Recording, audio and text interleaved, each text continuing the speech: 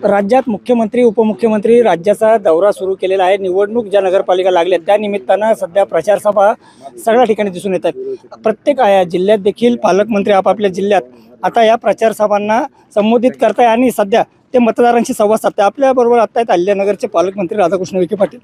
Sir, अहिल्यानगरचं चित्र कशा पद्धतीचं राहील या नगरपालिका निवडणुकीत? अतिशय स्पष्ट चित्र आहे। जे भारतीय जनता पक्षाचा जे झंझावत आहे हे आपल्याला आता पाहतोच आहे आपण। त्यामुळे 100% भारतीय जनता पक्षाचे उमेदवार त्या ठिकाणी निवडून येतील। जिथं मित्र पक्षाला महायुतीवर आम्ही लढतोय ते महायुती उमेदवार निवडून येणार आहे। महाविकास आघाडीचं काय आव्हान या जिल्ह्यात तुम्ही कसं पाहता? महाविकास आघाडीचं आव्हानच नाही आहे। दुर्दैवानं महाविकास आघाडी आता संपुष्टात आलेली आहे, राज्य पातळीवर संपुष्टात आलेली आहे।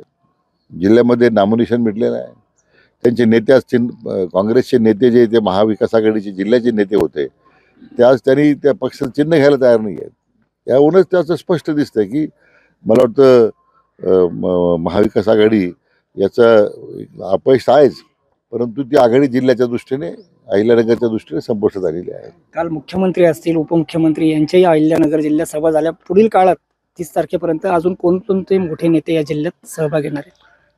मला माहीत नाही, मी त्याचं काही ट्रॅकिंग केलं नाही। शेवटी प्रत्येक सगळ्या राज्यात फिरायचे सगळ्यांना, तर प्रत्येक जिल्ह्यात एक सभा घ्यायचा निर्णय माननीय मुख्यमंत्री महोदयांनी घेतला। ती सभा आपली काल कोपरगावला झाली।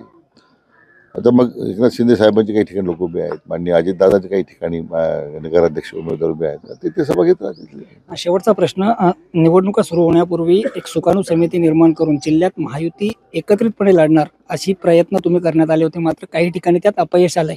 काय त्याची कारण तुम्हाला वाटतं? नाही, मला तर माझा पहिल्यापासून आग्रह होता आपण महायुती म्हणून लढलं पाहिजे। आता काही महत्त्वाकांक्षी लोक असतात, ते त्यांना स्वतःच्या माहितीपेक्षा त्यांना स्वतःच्या प्रतिष्ठा महत्त्वाच्या वाटतात आणि जिल्ह्यातली काही मंडळी मग वरिष्ठ नेत्यांना जाऊन त्या संदर्भात काहीतरी गैरसमज करतात। मला वाटतं त्यातून शेवटी त्या महायुतीचंच नुकसान होतं आहे। ठीक आहे, जे अशा प्रकारचे विघ्नसंतोषी लोक ऐनवेळी उमेदवारी घेतात त्यातून त्यांचा तर पराभव होणारच आहे, पण त्यात महायुतीला त्यातून मोठं नुकसान होतं हे मात्र मान्यच केलं पाहिजे। विधानसभा निवडणुकीत महायुतीला तुमच्या नेतृत्वात मोठं यश मिळालं, नगरपालिका निवडणुकांमध्ये काय विश्वास आहे? मी 100% यश मिळेल। भारतीय जनता पक्षाचे जे उमेदवार 10 ठिकाणी उभे आहेत तिथं आपण 100 निवडून येणार आहोत। आपण महायुती म्हणून ज्या 2 जागा संगमनेर आणि नेवासेला सोडलेल्या आहेत तिथं आपण नगराध्यक्ष उमेदवार निवडून येणार आहे। मला कोणी संदिग्ध वाटतच नाही आहे। जरी महायुती अंतर्गत थोडे मतभेद जरी असले तरी आज लोकांचा विश्वास जो आहे तो माननीय आदरणीय नरेंद्र मोदीजींच्यावरचा आहे, बरोबर आहे। आदरणीय अमित भाई आहेत, आपल्या राज्याचे लोकप्रिय मुख्यमंत्री आहे माननीय देवेंद्रजी आहेत।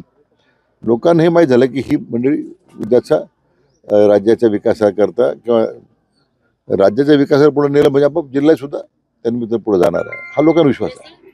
आणि निश्चितच जर पाहिलं तर कुठेतरी महायुतीत काही थोडेफार कुरबुरे असल्या तरी देखील महायुतीचाच विजय या अहिल्यानगर जिल्ह्यातील असा विश्वास राधाकृष्ण विखे पाटील यांनी व्यक्त केला आहे। एकूणच जर पाहिलं तर पालकमंत्री जे आहेत राधाकृष्ण विखे पाटील ते आज राहता शिर्डी या मतदारसंघात वेगवेगळ्या ठिकाणी बैठका घेत आहेत। उद्या संगमनेर असेल, त्यानंतर नेवासा असेल। एकूणच पालकमंत्र्यांनी देखील आता निवडणूक रिंगणात उतरले असून पुढच्या 4 ते 5 दिवसात त्यांच्या बैठकींचा हा झंझावात अशाच पद्धतीने सुरू राहील। नितीन ओझा, एबीपी माझा, शिर्डी। एबीपी माझा, उघडा डोळे बघा नीट।